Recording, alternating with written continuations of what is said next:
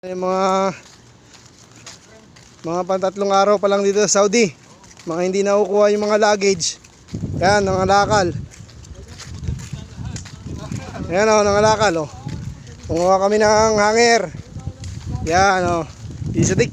Sadik! Kumusta ang pangalakal sa Saudi? Friend, okay lang. Wala sa Quezon ito. Wala sa Quezon na. Ito kababayan ko isa na to. Yan. Taga Real yan. Ayan, dyan. Wala sa Quezon ito. Pangalakal ang dami. Eh, isa ako nakakuha ng tsinelas. Oh. Baliktad dito. Dito nakalakal kami. Oh. Basura. Ang dami na. Yan. Kinukuha namin. Sa basura, kapuro tayo. Maraming bulot. Full na basura. Nakakal, oh. Tayo agad eh.